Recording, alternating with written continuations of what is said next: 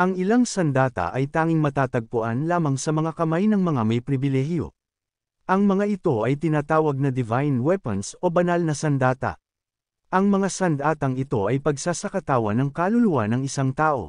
Dahil dito, ang mga kagamitan na ito ay pinagkalooban ng kakaibang mga kakayahan.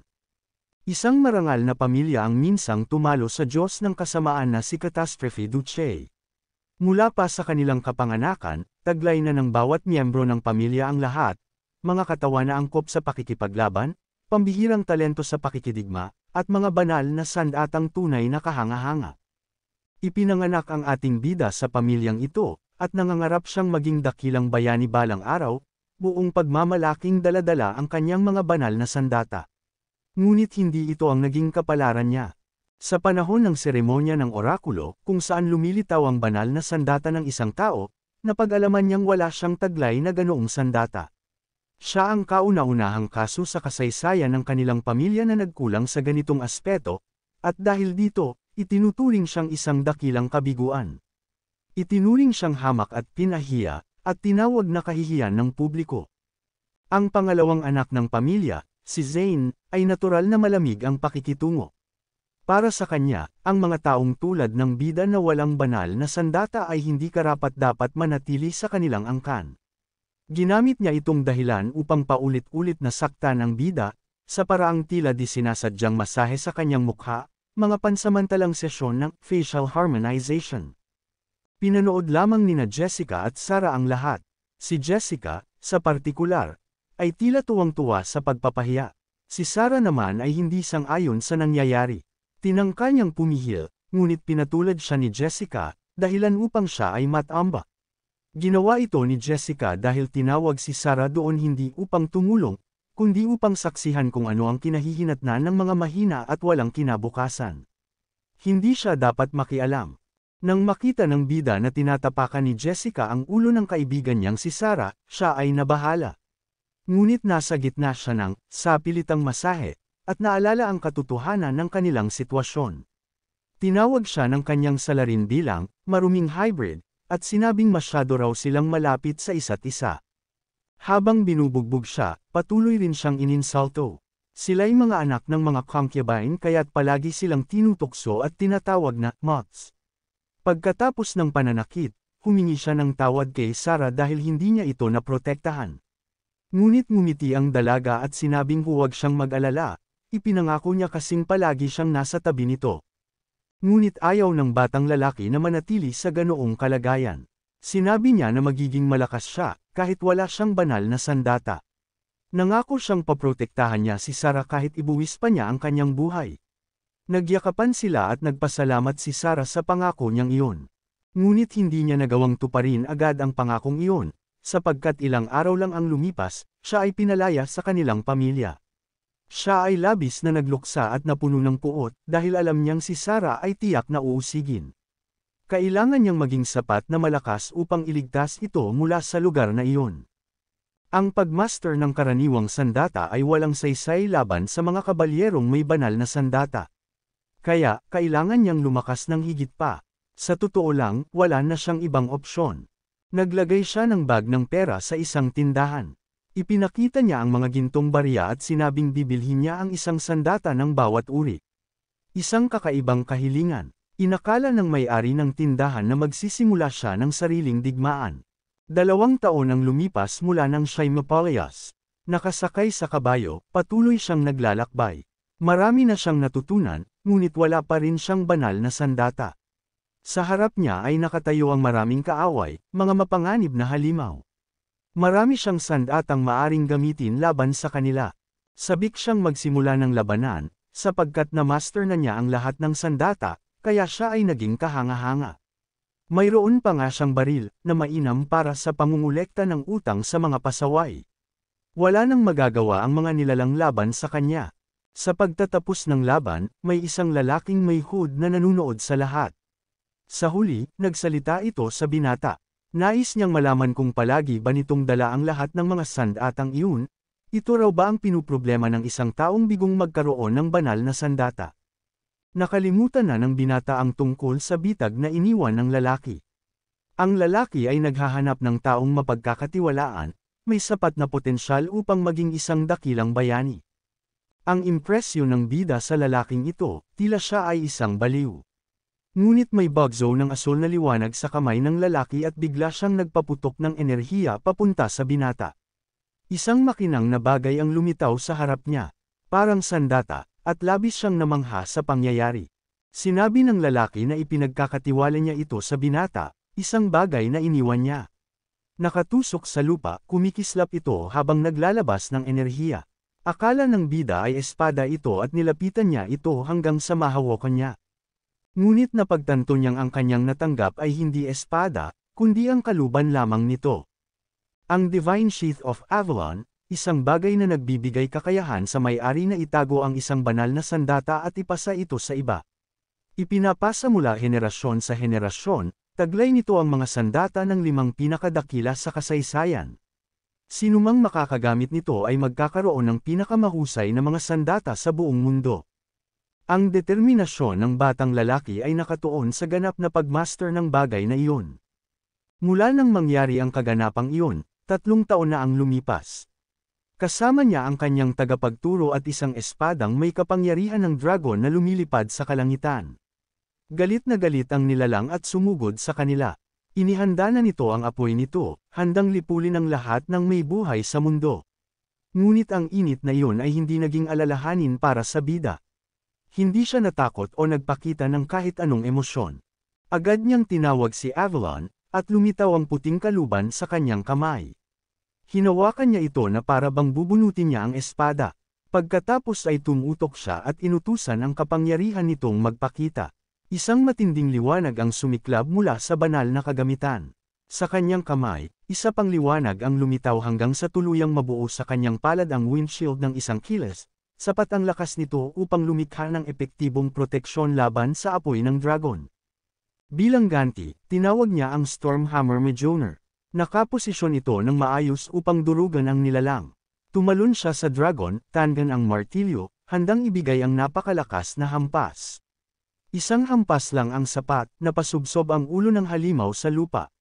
Sa lakas ng atake, tuluyang napatigil ang kalaban. Ipinahayag ng kanyang guro na na-master na niya si Avalon.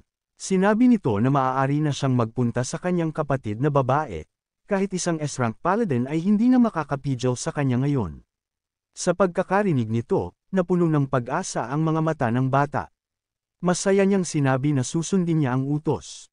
5 taon na ang lumipas mula nang siya ay palayasin, at ngayon ay sapat na ang lakas niya upang iligtas ang kanyang kapatid. Habang siya'y naglalakbay, umaasa siyang ligtas pa rin si Sarah, dahil papunta na siya para iligtas ito mula sa kasuklam-suklam na lugar na iyon. Ngunit pagdating niya sa lugar, nakita niyang tinupok na ng apoy ang lahat. Hindi niya alam kung ano ang nangyari, kaya agad siyang nabalisa. Sa gitna ng apoy, nakita niya ang ilang watawat na nakataas. Agad niyang nakilala ang mga simbolo, pagmamay-ari ito ng ibang duce, ang Roth Windsor. Isang matinding labanan ang nagaganap, isang digmaang sibil. Tiyak, masama ito. Agad siyang tumakbo patungo sa kastilyo, desperadong hinanap ang kanyang kapatid. Lumapit siya sa isang dambuhalang pintuan na bahagyang nakabukas. Ngunit pagpasok niya sa bulwagan, bumulaga sa kanya ang isang nakakadurog ng pusong tanawin. Isang sugatang katawan ang nakahandusay sa sahig. Hindi siya makapaniwala. Ang katawan na iyon ay walang iba kundi ang kanyang mahal na kapatid na babae. Niyakap niya ito ng buong pag-aalala. Hindi gumagalaw ang dalaga. Maaaring huli na ang lahat. Naalala niya ang mga salitang binitiwan niya noon at ang pangakong nabigo siyang tuparin. Lubos na wasak ang kanyang kalooban. Isang desperadong sigaw ang pumuno sa paligid. Matapos niyang mapagtagumpayan at maasa ang kanyang kapangyarihan, hindi pa rin niya nagawang maisakatuparan ang tanging layunin na naging dahilan ng lahat ng kanyang pagsisikap. Isang boltahe ng enerhiya ang biglang tumama sa kanya. Tumagos ito sa kanyang katawan, ang kanyang dibdib ay napuruhan. May isa pang nilalang sa silid. Ang nakakatakot naman na naramdaman niya, walang duda, ito ay mula sa isang mandirigmang may antas na S-rank. Kilala ng lalaki ang batang iyon, si Belle, ang ipinatapon. Pero hindi maintindihan ng binata kung paano siya nakilala. Ngunit wala na rin iyong halaga, dahil pakiramdam niya'y sasama na siya sa kanyang kapatid sa kabilang buhay. Tiyak niyang ang lalaking ito ang pumatay sa kanyang kapatid. Itinaas ng lalaki ang kanyang espada, handang wakasan ang buhay ng batang nilamon ng matinding dalamhati. Ngunit nanghihina na ang bida at wala siyang nagawa. Mas matindi pa ang pangalawang pagtorok sa kanyang dibdib. Pagkaraan ng madidilim na pangyayaring iyon, muling nakita ng binata ang kanyang sarili sa harap ng pari. Nakatingin siya sa kanyang mga kamay at hindi niya maintindihan kung paano siya napunta roon. Pamilyar ang stained glass window, nasa loob siya ng simbahan ng kanilang pamilya.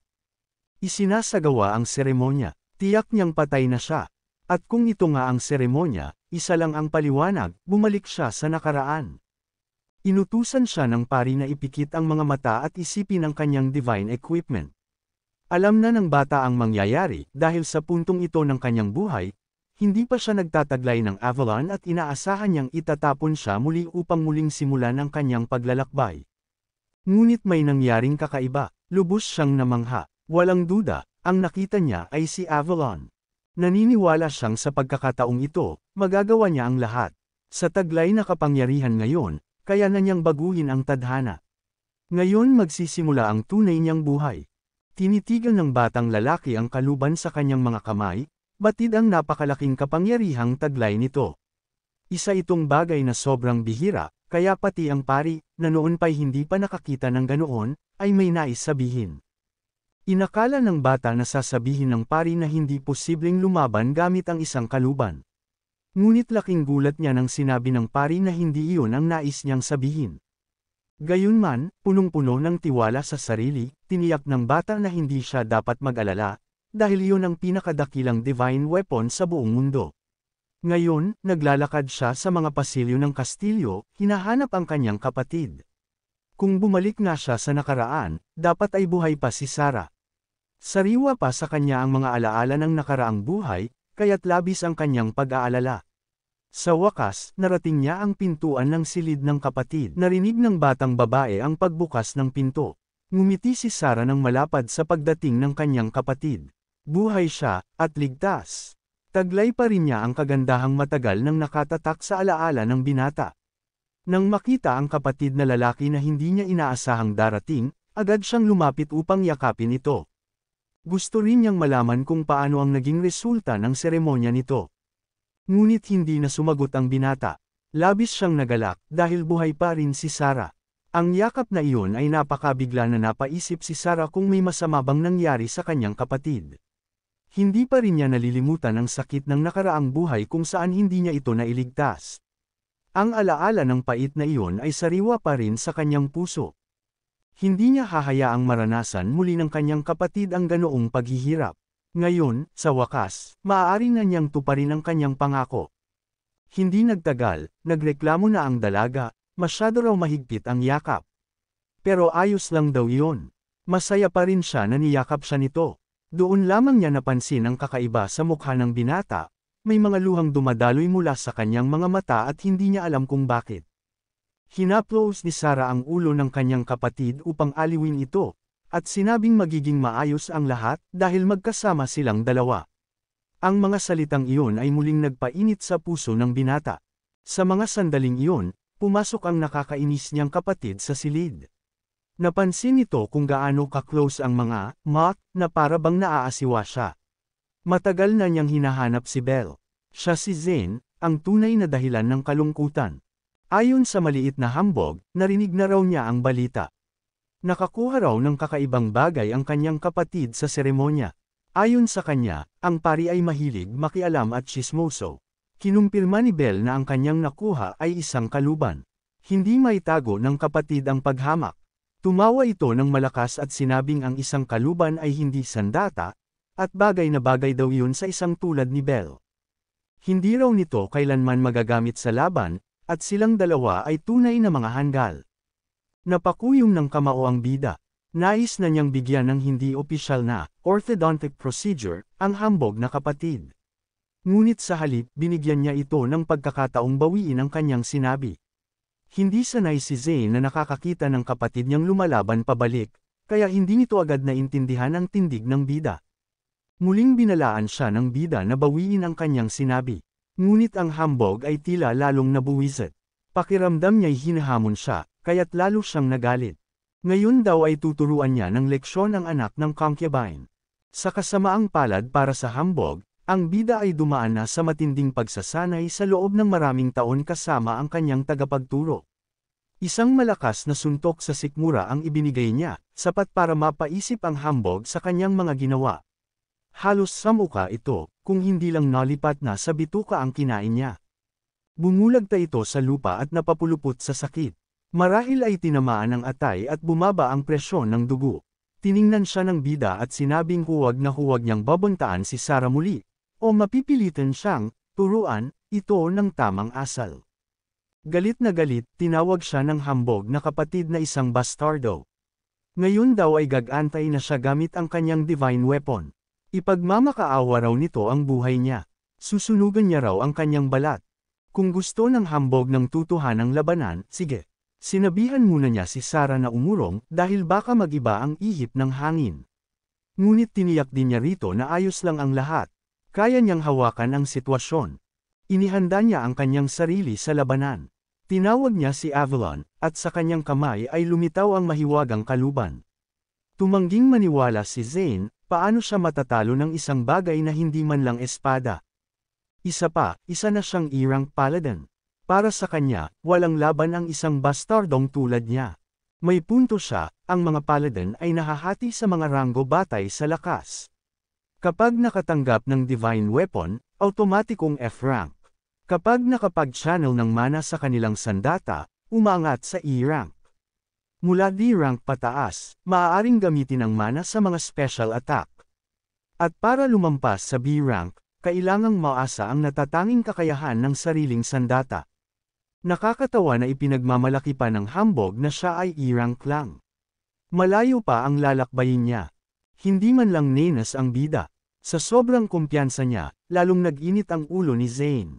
Lalo pa niya itong inasar, sabi pa niya, ang cute mo pala kapatid. Yun na ang huling patak ng pasensya ni Zane. Pupulbyusan niya raw ang mat na to. Nababahala si Sarah, sigurado siyang delikado ang susunod na mangyayari. Hinawakan ng bida ang kaluban at tinawag ang espadang liwanag. Sa harapan nila ay lumitaw si Caliber, isang tunay na nakamamanghang espada. Hindi makapaniwala si Zane. Walang silbi ang apoy ng kanyang sandata laban doon. At higit pa roon, hindi niya alam kung anong espada ang hawak ng kanyang kapatid. Ang counterattack ng bida ay napakalakas kaya't nawalan ng balanse si Zane. Lalong nakakagulat, naputol ang kanyang divine weapon ng espada ni Belle. Napaatras siya, puno ng takot. Napagtanto niyang talo siya sa lahat ng aspeto. Hindi pa rin siya makapaniwala. Akala niya walang laman ang kalubang iyon. Gusto lamang malaman ng pangunahing tauhan kung nasiyahan na ba ang kanyang kapatid o mas pipiliin itong magmakaawa ng tawad ngayon. Tulad ng isang tunay na taunang hindi marunong tumanggap ng pagkatalo, sinabi nitong siya ay nadaya. Hindi raw niya alam na may dalang armas ang binata. Kung alam lang daw niya, hindi siya umatake, dahil isa siyang duwag. Nagawa pa nitong magbanta, sinabing hindi nito makakalimutan ang nangyari. Pagkatapos ay tumakbo itong takot na takot palabas ng silid, at ang kanyang salawal ay tuluyan ng nawasak. Sinundan siya ng pangunahing tauhan, hindi pa tapos ang lahat. Sa kanyang kamay ay isang sandatang naglalabas ng apoy at tingga, na tinawag niyang Ragnarok. Nakatuon ang baril sa taksil niyang kapatid at pinaputukan niya ito ng isang beses. Pilit tumakbo ang kawawang kaluluwa, ngunit muntik na siyang matamaan. Tumama ang bala sa pader sa harap mismo ng kanyang mukha. Tinitigan niya ang butas sa pader at lalo siyang natakot. Lalong lumalabo sa isip niya ang lahat. Hindi niya maintindihan kung bakit iba na naman ang hawak ng kalaban, kanina lang ay espada iyon. Imposibleng magkaroon ng isang tao ng higit sa isang banal na armas. Binalaan siya ng pangunahing tauhan na huwag nang uulitin ang ginawa kay Sierra. Nasa kanya kung anong desisyon ang gagawin niya mula ngayon. At dahil wala na rin siyang salawal na pwedeng sirain, tanging takot na lang ang kanyang nararamdaman. Sa malamig na titig na parang isang loan shark na naniningil ng utang, sinabi ng pangunahing tauhan na ang susunod niyang pagkakamali ay maaaring magdulot ng butas sa noo. Nang inag ang taksil at tumakbo palayo, inililigtas ang sarili habang ang bida ay ibinalik na ang kanyang banal na armas. Si Sarah, na nasaksihan ang lahat, ay lubos na namangha. Ayos lang siya, ngunit gusto niyang malaman kung ang mga sandatang iyon ba ay banal na armas ng kanyang kapatid. Ipinaalala ng binata na sinabi na niya noon, na ipagkakatiwala na lang sa kanya ang lahat. Napahanga ang dalaga at natuwa. Ang tanging hangarin ng bida ay maprotektahan ang ngiting iyon habang buhay. Hinding-hindi na siya papayag na mawalan pa ng mahal sa buhay. Samantala, ang taksil na kapatid ay tumakbo upang magsumbong. Dumiretso siya sa kanilang ama, ang duke, at sinabi nitong siya ay pinahiya parang isang aso. Nagtaka ang duke sa balitang natanggap ni Belle ang higit sa isang banal na armas. Iginiit ng taksil na kapatid na hindi iyon normal, na baka raw may kasunduan si Belle sa isang nilalang na tinawag niyang si Bale, ang Loan Shark, at dahil dito dapat siyang itapon palayo sa pamilya.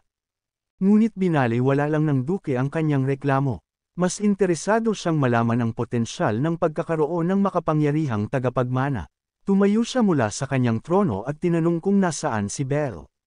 Nang malaman niyang nasa kanyang silid ang anak, agad siyang nagtungo roon upang kumpirmahin ang balita. Matapos ang lahat ng iyon, nagpa siya ang bata na magpahinga. Nanalo man siya sa laban, katawan pa rin siya ng isang bata. Pagod na pagod siya at hindi pa niya ganap na makontrol ang kanyang mana. Dapat sana ay bala ng apoy ang lumabas sa kanyang baril, ngunit naging ordinaryong bala lang ito. Malinaw na F-rank pa rin siya. Kailangan niyang dagdagan ang kanyang lakas. Naalala niya ang simbolong nakita sa labanan, iyon ay mula sa pamilyang Roth-Windsor. Matagal nang may alitan ang kanilang pamilya. Malamang, ang umatake sa kanya ay galing doon. Ngunit sa pagkakataong ito, babaguhin niya ang lahat. Paprotektahan niya ang kanyang kapatid. At para magawa iyon, kailangan niyang makamit ang respeto ng sarili niyang pamilya. Biglang bumukas ang pinto ng kanyang silid. Tiningnan niya ang pumasok, matagal na raw mula noong huli silang nagkita. Hindi niya alam kung bakit naroon ang kanyang ama. Si Galion, isang bayani sa dakilang digmaan 20 taon na ang nakaraan. Mag-isa niyang hinarap ang masamang Diyos. Tumawid siya sa madilim na kontinente gamit lang ang kanyang espada. Kilala siya bilang, ang umaawit ng espada. Katabi niya ang taksil na kapatid. Ngayon ay malinaw na sa kanya kung bakit naroon ang kanyang ama. Malamang ay inaakusahan siya ng kung ano, ngunit ito rin ang perpektong pagkakataon. Ang pinakamabilis na paraan para pahalagahan siya ay mapansin siya ng pinuno ng pamilya. Yumuko siya bilang paggalang sa duke. Sinabi ng matanda na malaki na ang ipinagbago ng bata simula nang huli silang magkita. Ngunit ngayon, dumating siya bilang isang ama at sinabing mag-relax siya. Ngunit may pagkamature na sumagot si Belle, na hindi iyon maaari. Isang salita lang ay maaaring mabaluktot ang kahulugan, at kailangan niyang maging responsable sa harap ng duke. Namangha ang matanda sa hinog na pag-iisip ng bata. Pinatayo niya ito at sinabing susundin niya ang mungkahi ng bata, mananatili siya bilang duke. Agad na bumigat ang kanyang presensya. Nakakatakot ang aura ng duke. Nalaman niya na nag-away ang kanyang mga anak, at ipinagbabawal sa kanilang pamilya ang ganitong alitan. Nagpakita ng kaunting pagsisisi si Belle, at akala ng taksil na kapatid ay mapaparusahan na ang anak sa kabit. Ngunit nanatiling nakatayo si Belle sa kabila ng lakas ng duke. Sinabi niyang siya at ang kanyang nakababatang kapatid na babae ay naharas. Tinanong ng duke kung nilabag ang kanyang utos dahil sa kababawan. Kinumpirma iyon ni Belle at idinagdag na hindi siya nagsisisi. Nais malaman ng duke kung totoo ngang hindi siya nagsisisi sa pagsuwi sa kanyang utos. Sinabi ni Belle na ang pagtalikod sa mga mahal niya sa buhay ay mas malaking kahihiyan para sa isang paladin. Lalaban siya upang protektahan ang kanyang kapatid na babae, kahit pa ang makalaban niya ay ang sarili niyang kuya. Habang nagsasalita siya, pinagmamasdan siya ng duke ng maigi. Ito ang landas ng isang kabalyero na nais niyang tahakin ng anak niya. Itinutok ng duke ang dulo ng kanyang espada sa bata. Tinanong niya kung ano ang gagawin nito kung siya mismo ang maging kalaban. Ngunit hindi natinag si Belle. Hindi siya magdadalawang isip, kahit pa ang kaharap niya ay ang duke mismo. Sinubukang takutin ng matanda ang bata gamit ang kanyang tingin, pero sa huli, humanga siya sa katatagan ng kanyang anak. Sinabi niyang palalampasan niya ang insidente, ikinadismaya ng little jerk. Nabigo si Zane, at nalungkot pa ang duke nang matuklasang inapi nito ang sarili niyang kapatid at pagkatapos ay natalo pa sa laban. Hindi inakala ng little jerk na mapapahiya siyang ganoon. Sinabi ng duke na dapat siyang mahiya at huwag magpakita sa kanya. Naiintindihan niya ang desisyon ni Belle, at inamin niyang isang matapang na hakbang iyon, lalong-lalo na sa kabila ng maaaring kahinatnan nito. Humingi ng paumanhin ang batang lalaki dahil sa kanyang pagiging pabigla-bigla. Ngunit sinabi ng ama na iyon ang ugali na inaasahan niya mula sa isang catastrophe night. Ngayon ay gusto ng duke na ipakita sa kanya ang kapangyarihan ng kanyang anak. Hiniling niyang makita ang kanyang banal na sandata, divine armament. Sumunod ang bata. Isang bughaw na liwanag ang lumitaw mula sa kanyang mga kamay, at lalo pang namangha ang duke. Ang kalobang iyon ay si Avalon, ang kanyang banal na sandata. Ngunit sa paningin ng duke, ito ay walang katuturan. Narinig niya ang mga alamat tungkol sa maalamat na sandatang ito na may espiritu ng orihinal na paladin, at ginamit ng mga dakilang bayani sa kasaysayan. Tinanong niya kung totoo bang gumamit ang bata ng espada at baril. Kinumpirma ito ni Belle. Sinabi niyang parehong naruroon sa loob ng Avalon ang mga sandatang iyon. Upang patunayan ito, ipinakita niya ito sa kanyang ama. Labis ang pagkabigla ng duke nang marinig na 2 sandata lamang ang kaya niyang gamitin ng sabay, ngunit mayroon pang 3 natitira sa loob ng kalooban. Talagang ang anak niya ay nakatadhana upang maging susunod na bayani. Sinabi niya na wala siyang interes sa mahihina. Ngunit mula ngayon, mataas na ang inaasahan niya para sa kinabukasan ni Belle. Habang umaalis siya sa silid, iniwan niya ang salitang, magpatuloy ka sa pagsusumikap. Sa pagsasara ng mga pintuan, napahinga ng maluwag ang batang lalaki. Napakabigat ng presyong iyon. Alam niyang kailangan pa niyang pagbutihin ang sarili. Nakakainis lang dahil katawan pa rin siya ng bata. Kailangan niyang marating ang D-rank sa lalong madaling panahon. At para doon, kailangan niyang manghuli ng mga halimaw upang makasipsip ng mas maraming mana. Tungo siya sa pinakamalapit na gubat upang manghuli ng mga orc. Nang bumagsak ang isa sa kanila, ang ulo nito ay nahiwalay na sa katawan. Sa gubat, nagpatuloy ang pagpatay. Wala nang magagawa ang mga nilalang doon dahil may mas mabangis na halimaw na naruroon. Ang mga pangil nito ay singtolas ng mga espadang bakal. Umuungal ito sa galit, nagpapahiwatig ng pagiging hari ng kagubatan. Nagbalik ang mga alaala habang siya'y naruroon. Matapos siyang ipatapon sa kanyang nakaraang buhay, doon siya nagsanay sa gubat na iyon. Ngunit may kakaiba. Matagal na siyang naglalakad ngunit wala pa ring nakakasalubong na halimaw. Mula sa mga damuhan, isang nilalang ang palihim na pinagmamasdan siya. Sa wakas, nakakita siya ng ilang orc, ngunit pira-piraso na ang mga ito. Ang kanilang mga bangkay ay tila naging bahagi na ng tanawin sa kagubatan. Isang nakakatakot at kakaibang tagpo. At habang sinusubukan niyang unawain ito, bigla siyang ginulat ng isang nakapanghihilakbot na tunog. Lumingon siya upang tingnan kung ano iyon. Kasalukuyan na palang umuusad ang isang pag-atake, kaya kinailangan niyang depensahan ang sarili. Napakalakas ng puwersa nito at napaatras siya. Hindi iyon ang halimaw na gusto niyang makaharap. Walang duda, iyon ay si Fenrir. Ang dahilan kung bakit walang halimaw sa gubat ay dahil sa D-rank na halimaw na ito. Kaunti na lang ang kanyang mana, at sa ngayon, E-rank lamang siya. Kung pwede lang siyang umatras agad. Ngunit nang tumingin siya sa mga mata ng nilalang, alam niyang mamamatay siya agad kung magkakamali siya. Kailangan niyang manatiling alerto kung ayaw niyang maging pagkain ng aso. Hindi siya handa sa bilis ng nilalang. Kinailangan niyang lumundag upang makaiwas sa atake. Sa kanyang mga kamay, tinawag niya ang fire spinning pistol at pinaputukan ang halimaw ng sunod-sunod. Ngunit naiwasan lahat ng halimaw ang mga bala. Malaking problema ito. Mababa pa rin ang kanyang mana kaya mabagal ang mga bala. Hindi magiging epektibo ang baril. Kailangan niyang subukan ng ibang paraan.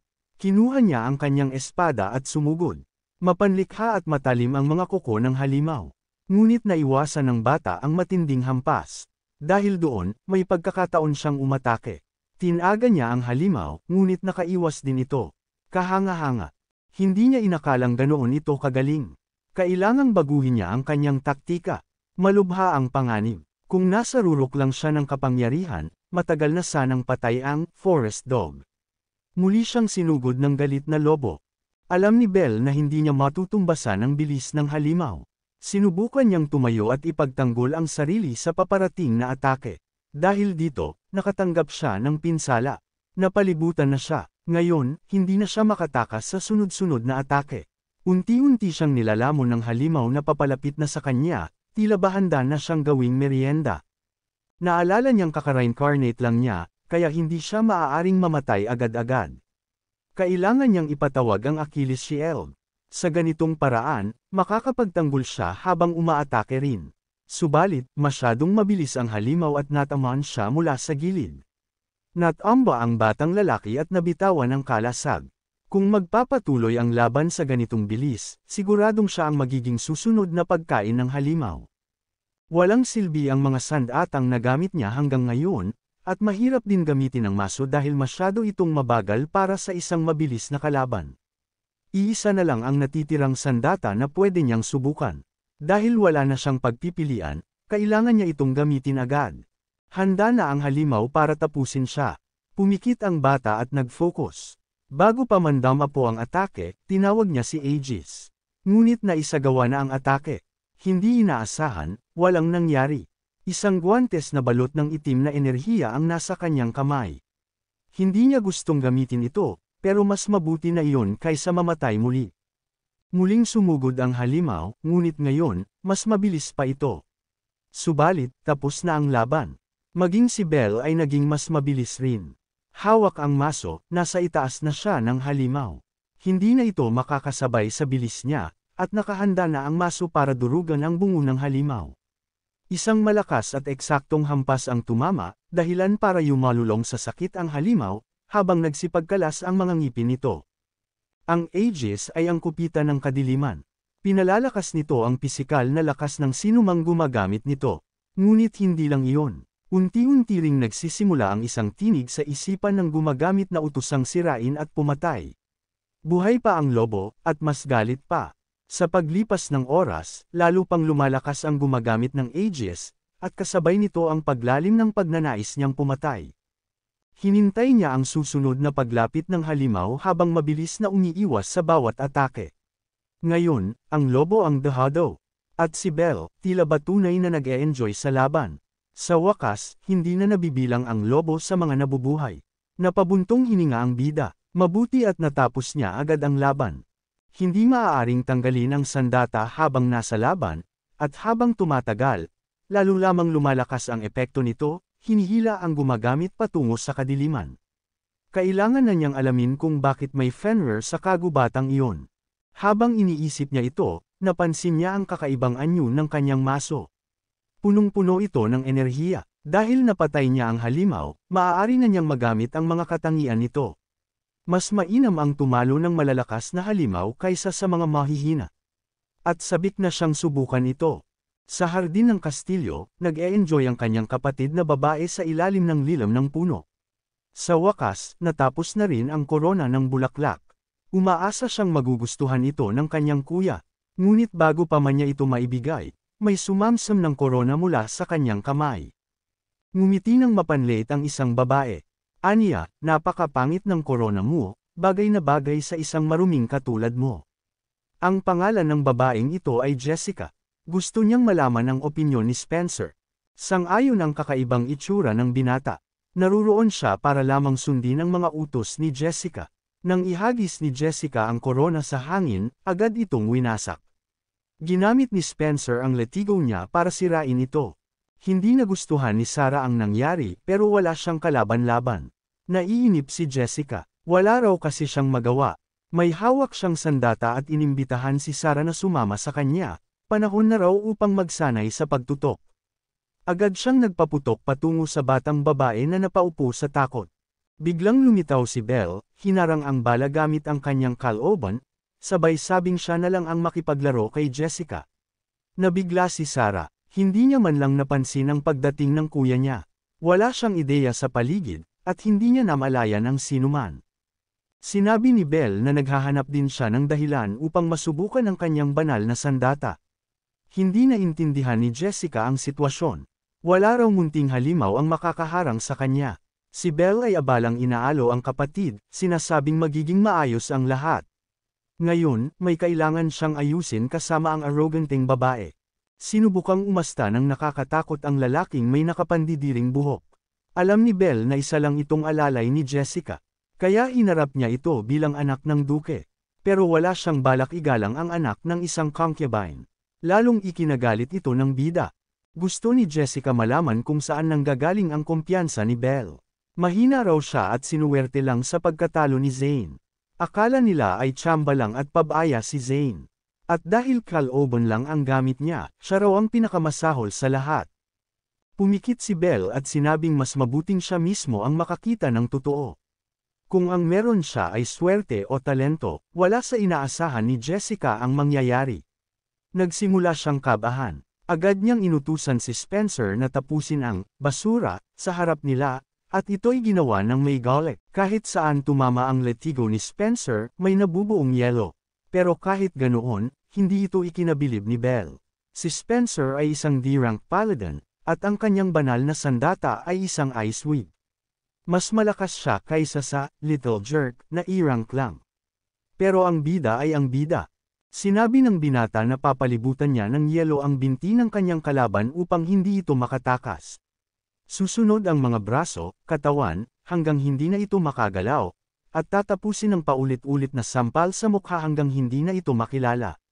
Ngunit sagot ni Belle, ang daldal mo. At ngayon, ipapaalala niya sa side character na isa lang siyang side character.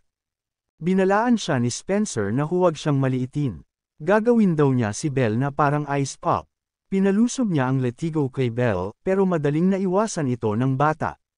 Hindi makapaniwala si Jessica na nagawa ni Belle iyon. Para sa isang D-rank paladin, hindi naman siya masama. Pero isa pa rin siyang pangalawang tauhan. At ang bida, si Belle, ay nagsanay ng husto sa kanyang nakaraang buhay. Ang ganitong laban ay parang laban lang ng bata para sa kanya. Lalo pang humanga si Sarah. Sa kanyang paningin, para bang sumasayaw ang kapatid niya. Samantala, galit na si Spencer, sinabing ang kalaban niya ay puro takbo lang ang alam. Kaya sinabi ni Belle na ipapakita niyang hindi siya tumatakbo. Mula ngayon, hindi na siya iiwas. Lahat ng naroon ay nabigla sa sobrang kumpiyansa ni Belle. Gusto niyang makita kung matutupad ng mayabang na kalaban ang mga banta nito. Kumagad si Spencer sa hamon at umatake. Ngayon daw ay guguluhin niya ng yelo si Belle. Kumadyot ang letigo, at tinamaan si Belle, na nakabuka ang mga braso. Paulit-ulit siyang hinampas, ngunit walang nangyari. Nabahala si Sarah, nabuo ang yelo, nanigas ang mga braso't binti ni Belle. Ngayon na hindi siya makagalaw, panahon na raw para hatawin ni Spencer ang mukha niya. Ngunit tinanong ni Belle, yun na ba yun? Dahil kung yun na, siya na ang titira. Nagduda si Spencer sa narinig. Biglang tinawag ni Belle ang Ragnarok. Ang kalooban sa kanyang baywang ay nagsimulang lumiwanag, at isang baril ang lumitaw sa kanyang kamay. Para sa mayabang na kalaban, imposible iyon. Dalawa raw ang divine weapons ni Belle. Upang makawala sa yelo, sinimulan ni Belle na ilabas ang kanyang mana. Mula sa baril, sumiklab ang apoy. Ngayon ay malaya na siyang gumalaw. Hindi makapaniwala si Jessica sa nasaksihan. Hindi lang may dalawang banal na sandata si Belle, kabisado pa niya ang paggamit sa mga ito. At ngayon, panahon na ng pagpaparusa sa mayabang na nilalang. Nagpaputok siya ng apoy kay Spencer. Alam ni Spencer na delikado na siya. Sinubukan niyang depensahan ang sarili gamit ang kanyang ice whip, binalutan ng yelo ang kanyang katawan. Akala niya'y sapat na yun para harangin ang apoy. Alam ni Belle na wala pa iyon sa kalahati. Patuloy ang apoy sa paglapit. Tumuloy ang bala at tuluyang bumasag sa bloke ng yelo. Hindi makapaniwala si Spencer, malapit na siyang madurog. Tumama sa kanyang dibdib ang bala ng buong lakas. Hindi man ito tumagos, pero matinding pinsala ang natamo niya. Bumagsak siya sa lupa, ikinasindak ni Jessica. Ang putik ay bumasag sa yelo at tinalo ang isang D-rank paladin. At dahil E-rank lang si Jessica, alam niyang wala siyang laban. Tiningnan siya ni Belle. Sinabi niyang tapos na ang lahat. Tinawag ng babae ang kanyang divine armament. Sinigawan siya, huwag na siyang lumapit pa. Pero nanginginig siya sa takot, hindi niya kayang hawakan ng maayos ang sandata. Nagpaputok siya ng sunod-sunod, ngunit wala siyang tinamaan ni isa. Sa takot, nakiusap siya na huwag na siyang lapitan, ngunit hindi gumagalaw ang kanyang mga paa. Sa takot, natamba siya ng kusa. Si Belle ay nakatayo pa rin sa harap niya. Lalong lumalim ang takot ni Jessica. Nasa harapan niya ngayon ang isang taong kayang tapusin ang kanyang buhay kung gugustuhin. Mariing binalaan siya ni Belle, huwag mo nang guluhin si Sarah muli. Hindi makasagot ang babae, nanigas siya sa lugar. Ang tanging nagawa niya ay tumakbo habang may oras pa. Agad lumapit si Sarah sa kanyang kapatid at labis ang pasasalamat. Tinanong niya kung nasaktan siya ng letigo. Pero sagot ni Belle, sobrang hina ni Spencer, nakakaawa. Humanga si Sarah sa lakas ng kapatid niya, pero sabi ni Belle, malakas lang siya para may proteksyon si Sarah. Ipinakita ni Sarah ang ginawang koro ng bulaklak, kapalit ng nawasak kanina. Isinuot niya ito sa ulo ng kanyang kuya at nagpasalamat dahil lagi siyang andyan para sa kanya. Tinanggap ni Belle ang regalo ng kapatid niya. Isang araw, ipapakita niya sa buong bansa ang kagandahang loob ng kapatid niyang ito. Ngunit may problema, marami pa rin ang nandidiri sa mga anak ng concubine. Kaya't napakahirap makakuha ng paggalang. Kailangan niyang patunayan ang sarili. At para doon, may bagay siyang kailangang gawin kaagad. Sa labas ng palasyo, naroon ang duke, nakaupo at nagmumuni-muni habang hawak ang kanyang espada. Sobrang lalim ng kanyang konsentrasyon. Makalipas ang ilang saglit, gumawa siya ng ilang hiwa sa hangin, kaya nitong hatiin maging ang mga nalalaglag na dahon. Doon niya lamang napansin si Belle, na lumapit sa kanya. Tinanong niya kung ano ang pakay ng binata.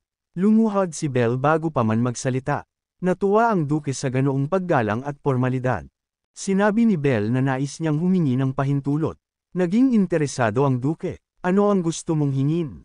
Tanong niya. Sagot ng binata, nais kong kunin ang admission exam ng Kank. Tila nangganyo ang duke sa hiling ng batang lalaki. Sinabi ni Belle na nais niyang maglingkod sa hari bilang kasapi ng kanyang sambahayan. Upang manatiling kinikilala ang kanilang duce, may mga obligasyon ang kanilang pamilya sa royal family tulad ng mga escort mission at ang pagpuksa ng mga halimaw. Ito ang pinakamabilis na paraan para makakuha siya ng katayuan sa sarili niyang pamilya. Sa ganitong paraan, makakamit niya ang pagkilala sa pamamagitan ng pagtapos ng mga mahihirap na gawain. Para makuha ang pinakamagagandang misyon, kailangan niyang ipasa ang pagsusulit. Nang tignan ng duke ang bata, napagtanto niyang malaki ang mga ambisyon nito. Ngunit malinaw na sinabi niyang masyado pang maaga para sa kanya upang kunin ang pagsusulit na iyon. Dapat muna siyang maging ganap na paladin bago man lamang isaalang-alang ang C-rank. Sa ngayon, nasa F-rank pa lamang siya, at ngayon lamang nakatanggap ng kanyang banal na sandata. Dapat muna siyang mag-focus sa E-rank na pagsusulit. Ang hindi inaasahan ng duke ay may ipapakita pala sa kanya ang bata. Ipinakita ni Belle ang isang pangil at tinanong kung sapat na iyon para magbago ang kanyang pasya. Alam agad ng duke kung ano iyon. Isa iyong Fenro Fang. Agad siyang nagtanong kung paano ito nakuha ng bata. Walang pag-aatubili, ipinakita ni Belle ang isa sa kanyang mga banal na sandata, isang maso na puno ng matinding kuryente. Inamin ni Belle na medyo mahirap ito, pero nagawa niyang paamuin ng matigas ang ulong M. Nang makita ang enerhiya sa palibot ng maso, napagtanto ng duke na kaya na ng bata gumamit ng attributes. Bukod pa rito, nagawa nitong talunin ang isang D-rank na nilalang. Tunay ngang malakas ang batang ito at karapat-dapat sa C-rank na pagsusulit. Papayagan niya itong sumali sa isang kondisyon, hinding-hindi niya dapat bigwan ng duce. Paan ng kumpiyansa at pasasalamat, tiniyak ni Belle na hinding-hindi niya ito gagawin. Sa lugar ng pagsusulit, napansin niya na maraming kandidato ang naroon. Ito ay dahil ang C-rank ay tila isang pader na hindi matibag ng karamihan. Ang maliit na bata ay agad napansin ng ibang kandidato, kadalasan ay mga matatanda na, habang siya'y isang bata pa lamang. Pumunta siya sa reception ng pagsusulit. Tinanong ng tagatanggap kung sino siya at kung kasama ba niya ang kanyang ama, ngunit laking gulat ng babae nang malamang siya mismo ang kukuha ng pagsusulit. Iminungkahi ng babae na bumalik na lamang siya kapag mas matanda na siya. Ngunit sinabi ng bata na huwag siyang tretuhin parang bata dahil isa rin siyang paladin.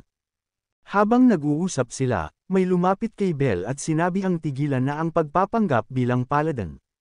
Aniya, ang mga bata tulad niya ay hindi dapat naruroon. Dapat na siyang umalis. Hindi alam ng bida kung ano ang problema ng lalaking ito, pero tiyak niyang magiging problema ito. Alam ng iba kung sino ang lalaking ito. Siya si Lennox, ang pinakamalakas na D-rank paladin sa ngayon. Ayon sa balita, ang kanyang divine armament, ang espada ng hangin, ay nakakagawa ng 8 hiwa sa bawat paggamit. Isang tunay na kahangahangang kakayahan at mayroon na siyang maraming tagahanga. Binalaan ni Lennox ang bata na kung nais niyang sumali sa pagsusulit, dapat kasing galing man lang siya sa kanya. Hindi pa nga alam ni Belle na sikat pala ang lalaking ito. Samantala, nagduda ang bagong karakter kung may banal na sandata ba talaga ang bida.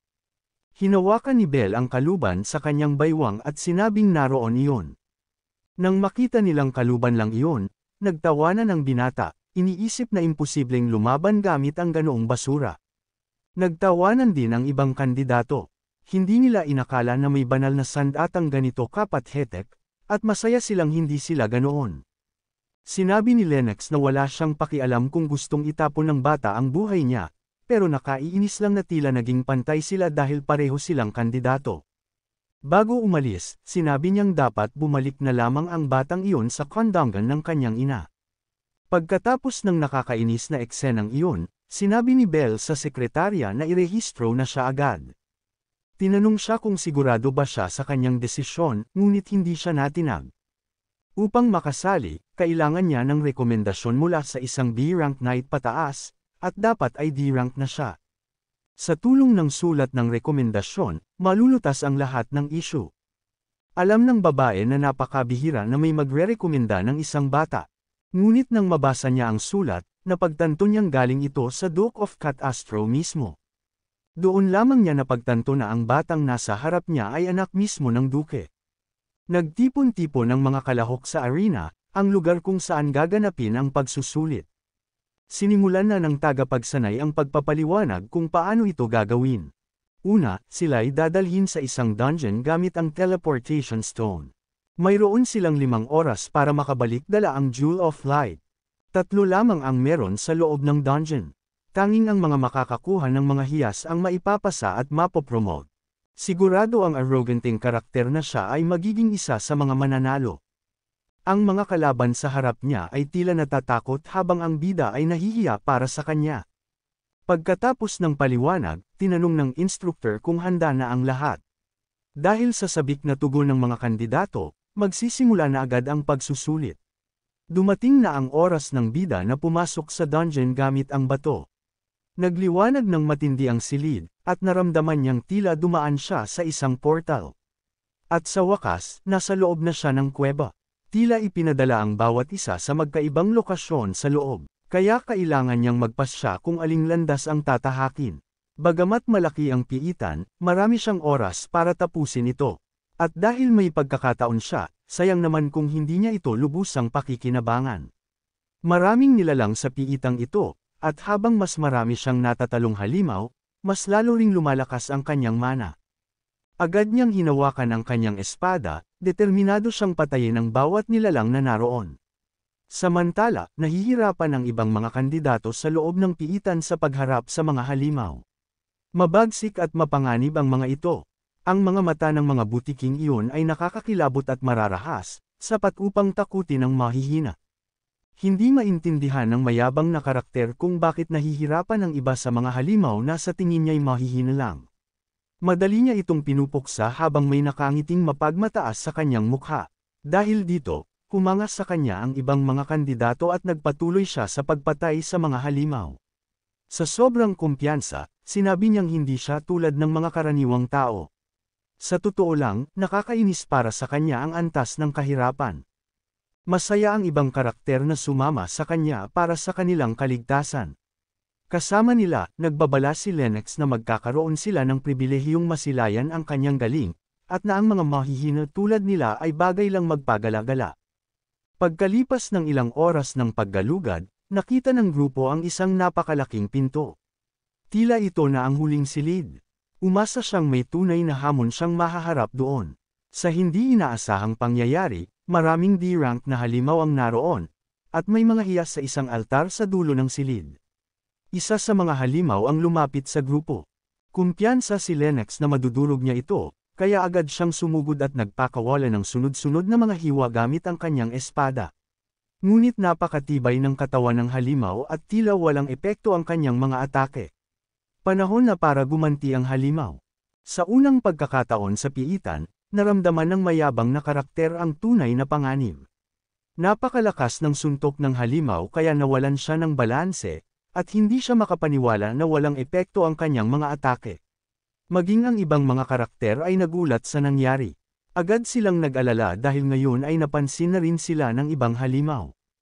Kailangan ng lalaki mula sa Clava na kumilos agad para iligtas ang sarili. Tinamaan niya ang isa sa mga halimaw ngunit napagtanto niyang wala rin itong epekto, immune ito sa pisikal na atake. Samantala, nahihirapan naman ang babae laban sa isang lumilipad na halimaw. Nakakapanakit ito gamit ang mga balahibo nito kahit hindi lumalapit. Dito naunawaan ni Lennox ang tunay na hirap ng huling yugto ng pagsusulit. May halimaw na kayang labanan ang kani-kanilang mga banal na kakayahan. Wala siyang magawa laban sa halimaw na parang bato. Sa sobrang takot, pumikit siya, inihanda ang sarili sa kamatayan.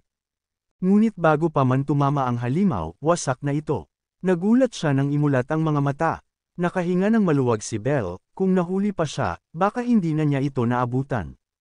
Masaya siya sa pangangaso, ngunit agad siyang nakilala ni Lennox, ang batang basura na kasali rin sa pagsusulit. Papalapit sa kanya ang halimaw na immune sa pisikal na atake.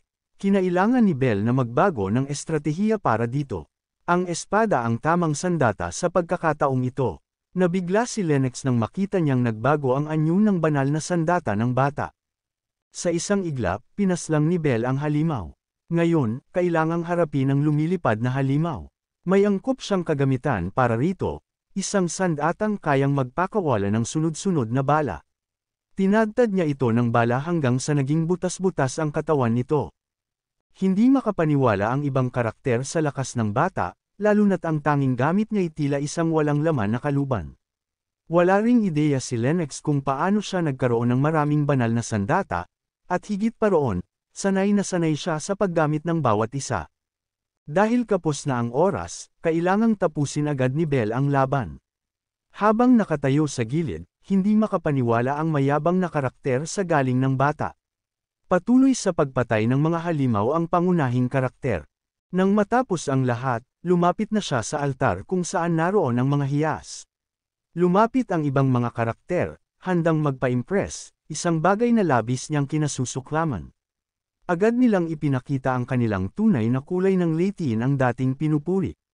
Sinabi nilang isa siyang basurang walang sinabi kumpara sa bata, at nagkamali lamang sila ng inaakala. Tuluyang gumuho ang kumpiyansa ni Lennox dahil sa karanasang iyon. Inisip ng dalawang karakter na kanila na ang natitirang dalawang hiyas. Ngunit walang imik si Belle at bigla niyang inilabas ang kanyang maso. Nakuha na niya ang hiyas na kailangan para sa pagpasa sa pagsusulit, kaya panahon na para sa konting aliw. Pinalo niya ng malakas ang altar. Sa gulat ng dalawang side character na babae, napatili sila at nagtanong kung ano ang ginawa niya. Sinira ni Belle ang natitirang mga hiyas. Ipinakita niya sa kanila ang nag-iisang hiyas na natira, at sinabi niyang kung gustong-gusto nila iyon, kailangan nilang kunin ito mula sa kanya. Dagdag pa niya, bukod sa pagiging walang silbi, isa lamang silang mga sakam na umaasa sa talento ng iba, mga taong natutuwa sa panlalait sa mga hindi na nila mapapakinabangan. Hindi sila karapat-dapat tawaging mga kabalyero. Ang masaktan ng isang bata ay labis na sumire sa kanilang mga ego. Umalis si Belle sa silid at iniwan ang mga side character doon. Si Lennox, sa kabila ng kahihiyan, ay tila may natutunan mula sa sinabi sa kanya. Inamin niyang siya ay naging arrogant at nagpasalamat kay Belle, ngunit hindi niya hahayaang iyon ang maging dahilan ng kanyang pagkatalo. Nagulat ang pangunahing tauhan sa katapatan ni Lennox at sa pagkakaroon nito ng sariling ambisyon. Kumpirmado na balang araw ay muling magtatagpo ang landas nila. Sa labas, nagdiwang ang bata. Sa wakas, isa na siyang C-rank na kabalyero. At dahil marami siyang napatay na halimaw, malaki ang nadagdag sa kanyang mana. Ang tanging kulang na lamang ay ang makuha ang respeto ng kanyang sariling pamilya upang maprotektahan niya ang kanyang kapatid na babae. Sa wakas, dumating siya sa tahanan ng duke upang ibalita ang magandang balita. Ngunit mukhang abala ito sa isang seryosong pulong. May mga kabalyero na nagpaplanong pabagsakin ang pamilya Meldia. 3 B-rank na paladin ang papalapit sa kanilang teritoryo, at ang pamilya ng duke ang naatasang paksain sila. Ayon sa mga ulat, isang marangal na pamilya ang nagkaproblema sa mga paladin na ito. Kumakalat ang balitang ang kanilang mga sandata ay pinatibay gamit ang mga ipinagbabawal na mahika. Ngayon, naunawaan na ng mga B-rank paladin kung bakit sila ipinatawag. Ipinahayag ng duke na hindi nila maaaring hayaan ang karma na magpatuloy. Kailangan silang lipulin agad. Isa sa mga kabalyero ang napansin na may kulang, wala si Jean. May isang binatang inilapag ang isang aklat sa mesa at nagtanong kung tungkol saan ang pulong. Agad na lumingon ang lahat sa kanya. Ipinahayag ng binata na ang organisasyong ito ay nawasak na, dahil siya, na magiging susunod na duke, ang dahilan nito. Samantala, may isang kasambahay na nagdala ng pagkain sa kanyang ginang. Sinabi niyang dumating na ang hapunan. Inihanda ni Sarah ang sarili upang umupo sa mesa. Magalang siyang nagpasalamat sa babae, na agad namang umalis na tila ba walang pakialam sa pasasalamat na iyon. Malungkot si Sarah, tinititigan lamang niya ang pagkain, walang gana. Sa wakas, dumating ang kanyang kapatid na lalaki at masayang inanunsyo ang kanyang pagdating. Tiningnan niya si Sarah ng may galak, at ganoon din ang naging tugon nito. Hindi alam ni Sarah kung saan siya nagpunta at labis siyang nag-alala. Ipinaliwanag ni Belle na kailangan niyang tapusin ang isang mahalagang bagay at may dalang mga regalo para kay Sarah. Nasa mesa na ngayon ang isang kompletong pagkain. Tuwang-tuwa si Sarah nang makita ang apple pie, at umaasang makakakain sila ng sabay ng kanyang kapatid. Ngunit hindi pa yun ang tamang oras para magsaya. Pare-pareho lang lagi ang pagkain dahil kahit ang mga katulong ay kinamumuhian ng mga anak ng mga kabit. Kailangan niyang magsumikap upang mapabuti ang buhay ng kanyang kapatid. Samantala, patuloy pa rin ang pagpupulong kasama ang duke. Namangha ito sa balitang ang isa sa kanyang mga anak ay nagawang talunin ang karma mag-isa. Ibig sabihin, umabot na si Jean sa A-rank. Gaya ng inaasahan sa panganay ng duke, ibang-iba na ang kanyang antas. Pagkatapos nyun, naupo rin siya sa mesa at tinanong kung may iba pang ipag-uutos ang ama. Sinabi ng duke na may bagong atas ang hari sa kanilang pamilya, kailangan nilang samahan si Prinsesa Rock Elaine sa biyahe. Dadaan ito sa isang lungsod malapit sa Duce at kailangan nilang tiyakin ang kaligtasan nito. Nagtanong ang isa sa mga kabalyero kung hindi ba sapat ang Royal Guard. Sumang-ayon naman ang isa pa, ngunit sinabi ring hindi pa dapat ipaalam sa royal family na wala na ang karma. Kaya ang pinakaligtas na ruta ay dapat dumaan sa Ricata. Habang nag-uusap sila, may isa pang pumasok sa bulwagan. Hiniling ng batang lalaki na hintayin muna nila bago magpasya. Agad siyang napansin ng lahat. Kilala ng mga kabalyero na si Belle iyon. Hindi maitatanggi ng duke na labis siyang humanga sa talento ng kanyang anak. Mukhang tapos na ang pagsusulit. Ipinakita ng bata ang kanyang sertipiko, at kinumpirmang isa na siyang C-rank. Kamangha-mangha para sa isang napakabatang tulad niya. Tinanong siya ng duke kung bakit niya sila inistorbo. Nais niyang magmungkahi ng ibang ruta para sa biyahe. Nagulat ang isa sa mga kabalyero na ang isang bata ay may nais ipanukala. Ang rutang dumadaan sa Ricata ay walang halimaw, kaya't puno ito ng mga tulisan at aabutin ng 3 araw ang biyahe. Mas mabuti kung dadaan sa lugar ng mga halimaw. Nagbabala ang isang kabalyero na delikado roon, ngunit sinabi ng bata na pamilyar siya sa mga halimaw sa lugar na iyon. Karamihan sa kanila ay mga tsima at mga nilalang ng dilim. Mga nilalang na aktibo sa gabi, kaya kung maglalakbay sa araw, mas ligtas. At higit sa lahat, isang araw lang ang aabutin sa paglalakbay. Wala nang masabi ang kabalyero at napilitang sumang-ayon. Sa pakikinig sa bata, napagtanto ng duke na siya ay tiyak sa kanyang sinasabi at may malawak na kaalaman tungkol sa mga halimaw. Ang kanyang anak. Ngunit ang tanong, ano ang magiging tingin ng iba rito? Dahil nais ng batang lalaki na siya ang maatasang mag-eskorte sa prinsesa, buo ang kanyang loob at tiwala sa sarili na ligtas niya itong may hahatid. Dahil sa tindig ng bata, napatigil sa pag-iisip ang duke. Sa wakas, nagsalita si Jean. Isang nakakakilabot na enerhiya ang bumalot sa paligid. Gusto niyang malaman kung bakit may halong dugo ang isang bastardo na nakikialam sa kanilang usapan. Napakatindi ng presensyang iyon na pati ang halaman sa mesa ay natuyo, at nagdulot ito ng takot sa ibang mga kabalyero. Nakalimutan na ni Belle kung gaano katindi ang aura ng kanyang nakatatandang kapatid. Pero hindi yun sapat para matakot siya. Ipinakita niya ang kanyang banal na sandata at sinabing seryoso rin siya. Ipinahayag niyang kaya niyang ligtas na ihatid ang prinsesa anuman ang mangyari. Dahil sa tiwala ng bata sa sarili, tinanong ni Jean kung kaya ba niyang pigilan siya. Matatag na sagot ni Belle, isang kabalyero ay tumutupad sa kanyang pangako. Galit na sumingit si Razor, ang sekretaryo ni Jean, na sa ngayon ay isang B-rank na paladin, at tinawag na kalapastanganan ang mga sinabi ni Belle. Ngunit tila interesado talaga si Jean sa bata. Inutusan niya ang kanyang sekretaryo na subukan si Belle. Ipinakita rin ni Razor ang kanyang banal na sandata, handa na siyang turuan ng leksyon ng anak ng isang kabit. Agad siyang lumapit sa bata, na kahit hindi gumagalaw, halatang alerto sa paligid. Si Razor na ang unang umatake. Napagtanto ni Belle na magiging mas mahirap ito kaysa sa inaasahan. Gayunpaman, nagawa niyang epektibong depensahan ang sarili, isang bagay na ikinagulat ng sekretaryo. Maging si Jean ay mukhang natuwa sa kanyang nasaksihan. Mas mabilis ito sa inaasahan. Ngunit, para sa isang batang tulad niya, maaga pa para talunin ang isang B-rank na paladin.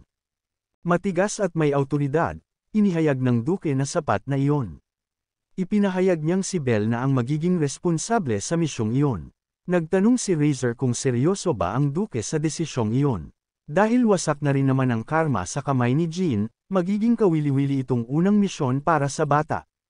Magalang na nagpasalamat si Belle at sinabing hindi niya bibiguin ang tiwala. Pinagmamasdan pa rin siya ni Jean, ngunit may mapanganib na ngiti sa kanyang mga labi na tila may itinatagong balak. Kinailangan ng tumungo ni Belle sa palasyo ng hari. Sa unang pagkakataon, makakapasok siya roon. Nang makarating siya sa tarangkahan, hinarang siya ng mga gwardya. Sinabi nilang hindi siya maaaring basta-basta pumasok. Nagpakilala ang bata at ipinakita ang kanyang sertipiko bilang paladin. Ipinaalam niya na siya ang naatasang mag-escort sa prinsesa. Hirap man silang maniwala na ang isang bata ay umabot na sa antas na pinapasok rin siya ng maayos. Nagdududa pa rin ang mga gwardya kung kayang protektahan ng bata ang kanyang kamahalan, ngunit nanatiling matatag ang loob ng bida. Sa wakas, dumating na ang karwahe ng prinsesa.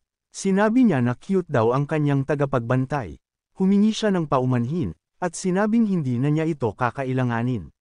Sa palasyo, tinanong ng lalaking nasa trono kung nakaalis na ang prinsesa. Kinumpirma ng kanyang lingkod na nasa biyahe na ito. Kasama niya ang ilang mga bantay, pati na rin ang anak ng duke. Narinig niyang si Belle daw ito, isang bata pa, at kung ganoon, marahil ay napakatalino nito. Ipinag-utos niyang mag-ingat ang lingkod at pinayagan siyang gamitin ang lihim na sandata kung kinakailangan. Ipinakita nito ang mga talam sa kanyang kamay at sinabing wala namang magiging problema, dahil espesyalidad niya ang pumatay ng hindi napapansin. Nagpatuloy ang biyahe ng karwahe. Sa loob nito ay naroon ang prinsesa, ang bida, at ang mga bantay. Bagamat simple ang misyon, napakahalaga nito. Ang matagumpay na pagsasagawa nito ay susi para matulungan niya ang kanyang kapatid. Ngunit may kakaiba sa pakiramdam niya. Para bang hindi siya tinatanggap. Kaya't humingi siya ng paumanhin kung magiging bastos man ang kanyang tanong, gusto niyang malaman kung bakit sinabi ng prinsesa na hindi siya kakailanganin. Sandaling nag-isip ang prinsesa bago sumagot. Sinabi niyang ayaw niyang umaasa sa iba. May sarili siyang banal na sandata at hindi siya ganoon kaina gaya ng iniisip ng mga tao. Napagtanto ng bata na mas arrogant pa ang prinsesa kaysa sa kanyang inaasahan. Patuloy na nakatingin sa labas ang prinsesa. Sa lungsod, normal lang ang takbo ng buhay. Tila may nabuhay na damdamin sa prinsesa habang pinagmamasdan ang tanawin. Tuwang-tuwa ang bata na makita ang saya sa mukha ng prinsesa, ngunit medyo nailang ito sa tingin niya. Humingi ng paumanhin si Belle, at sinabing naaalala niya ang kanyang kapatid, tiyak na ganoon din ang magiging reaksyon nito kung nakita ang lahat ng iyon. Nagtanong ang prinsesa kung magkasundo ba sila ng kanyang kapatid. Sagot ni Belle, madalas silang maglaro kapag magkasama, dahil bata pa ito at mahilig sa simpleng mga laro. Sinabi naman ng prinsesa na marami rin siyang kapatid, ngunit wala siyang mapagkakatiwalaan. Marahil dahil sa alitan para sa trono. Naawa si Belle sa kanya. Sinabi niyang sa kanilang sariling tahanan, pareho ang kanilang karanasan. Madalas silang yusagan ng kanilang mga kapatid dahil sila ay anak lamang ng isang concubine at dahil patay na ang kanyang ina, wala nang natitirang magtatanggol sa kanila. Naging interesado ang prinsesa sa kanyang sinabi. Sabi ni Belle, baka ganoon din ang nararamdaman niya at kung gusto niya, maaari siyang maglabas ng saloobin. Ngunit ayaw ng prinsesa na umasa kaninuman, lalo na sa isang tulad niya. Hindi naman alam ng binata kung ano talaga ang sitwasyon niya, at ang pag-aakalang nauunawaan niya ito ay isang uri ng kawalang galang. Sa kalsada sa labas ng mga pader, may mga matang nagmamasid sa kanila. Bumagsak na ang gabi. Narating nila ang destinasyon sa loob ng isang araw, ayon sa plano.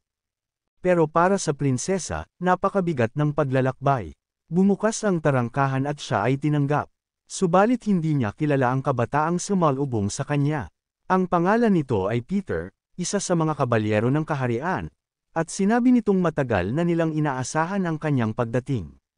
Narinig na dati ni Belle ang pangalang Peter, ngunit hindi niya agad maalala, at napansin niyang may kakaiba sa pagtanggap na ginawa sa labas ng lungsod. Ang mga naghanda ng pananambang ay handa ng kumilos, at ang prinsesa at ang kanyang kasamahan ay nananatili pa sa labas. Napansin ng binata na maraming ang bantay, ngunit hinala pa rin ang sitwasyon. Isang punyal ang biglang inihagis sa kanila. Alam ni Belle na magiging madaling target ang prinsesa habang nasa labas pa ng kastilyo. Agad siyang kumilos at ginamit ang kanyang banal na sandata upang protektahan ito. Nagulat ang prinsesa at ang kanyang mga bantay. Isang pag-atake ang isinagawa, at ang prinsesa ang puntirya. Maraming punyal ang inihagis sa kanya. Dahil sa dami nito, naging napakadelikado ng sitwasyon. Handa rin si Peter sa laban. Sa tulong ng kanyang husay sa espada, naprotektahan niya ang prinsesa. Hindi niya hahayaan na may mangyaring masama rito. Nang makita ni Belle ang kakayahan ni Peter, inisip niyang ito ay nasa antas B. Napilitang umatras ang mga mamamatay tao. Hindi naging matagumpay ang pananambang. Inutusan ni Peter ang kanyang mga kabalyero na habulin ang mga kalaban habang ang prinsesa ay ipinasok na sa loob ng kastilyo. Naiwan si Belle sa labas, habang tinatanaw siya ng prinsesa nang may pag-aalala. Sa loob ng kastilyo, sinabi sa prinsesa na ligtas na siya. Ngunit iginiit ng prinsesa na kaya niyang ipagtanggol ang sarili. Habang sinasabi ng kabalyero na siya ang magpoprotekta sa kanya, biglang nilaslas ang kanyang leeg. Hindi napansin ng prinsesa ang pag-atake at labis siyang natakot. Ang may kagagawan ay si Peter mismo. Doon niya napagtanto na ang tunay na panganib ay nasa tabi lamang niya. Tinitigan niya ang gwardyang napatay. Nasayang lamang ang kanyang sakripisyo. Hindi alam ng prinsesa kung ano ang susunod na mangyayari. Sinabi ni Peter na matatapos na ang kanyang buhay sa mga susunod na sandali. Kahit sinabi ng prinsesa na kaya niyang ipagtanggol ang sarili, wala siyang nagawa. Dahan-daang lumapit si Peter sa kanya. Sa matinding takot, hindi niya magawang tawagin ang kanyang banal na sandata. Inihayag ni Peter ang kanyang tunay na anyo, isang tiwaling nilalang na may nakakatakot na ngiti. Sa puntong iyon, kailangan ng prinsesa ng tagapagligtas. Binasag ang bintana ng silid. Nagulat si Peter sa nangyari. Isa sa kanyang mga tauhan ang agad na napatay, at ang responsable ay ang batang lalaki na dapat ay taga-escort lang. Sa lahat ng maaaring kumilos, hindi niya inasahan na ang batang iyon ang lalaban. Humingi ng paumanhin ang binata sa kanyang pagkahuli. Lumundag siya mula sa bintana, at nang masdan ang prinsesa, sinabi niyang mula sa sandaling iyon, siya na ang bahala. Akala ni Peter ay nalinlang niya ang mga bantay upang manatili sa labas. Hindi niya inakalang kayang talunin siya ng bata. Sa wakas, naalala ng bida kung sino talaga si Peter, ngunit nalito si Peter. Ang totoo, ang pangalan niya ay Von Wiggle. Lubhang ikinagulat ito ni Peter, hindi niya inakalang alam ito ng bata. Ang banal na sandata nito ay binubuo ng dalawang kombinasyon ng tatlong kidlat na dice. Sa ngayon, napatumba na nito ang ilang bilang, at maging ang isang marquis. Namangha si Peter sa batang ito. Gusto niyang malaman kung paano nalaman ng bata ang lahat ng ito. Sa kanyang nakaraang buhay, si Von Wiggle ang nagdala sa kanya sa hustisya, kaya niya alam ang lahat ng detalye. Hindi niya inakala na aabutin ni Peter ang prinsesa, ngunit ngayon, hindi na ito makatatakas sa kanyang kapalaran. Kahit bata pa lamang siya, naramdaman ni Peter ang matinding banta mula sa kanya. Bagaman alam niyang nahalughog siya ng bata, sigurado si Peter na hindi siya kayang talunin ito. Isa siyang paladin na nasa antas B, at imposibleng mapantayan. Pero kung si Peter lang ang kalaban, walang problema. Naiinis sa kay-abangan ng binata, sinabi ni Peter na pagsisisihan niya ang lahat ng ito. Alam na ng bata na sisimula ni Peter ang laban sa pamamagitan ng pagbato ng kanyang mga sandata, at ganoon nga ang nangyari. Inihagis ni Peter ang kanyang mga punyal, ngunit naiiwasan lahat ng bata ng walang kahirap-hirap. Alam na niya na ang susunod ay isang biglaang pag-atake, isang pauilas na hiwa gamit ang kanang kamay. Laking gulat ni Peter na hindi niya tinamaan ang bata. At sa muling pagtatangka ni Peter na umatake mula sa likod, nakaabang na ang kamay ng bata, handang tawagin ang kanyang banal na sandata. Sa pamamagitan ng kanyang espada, na-block ng binata ang pag-atake. Alam niya na ang lahat ng galaw ni Peter. Hindi maintindihan ni Peter kung paanong ang isang tila walang kwentang bata ay kayang sabayan ang kanyang bilis.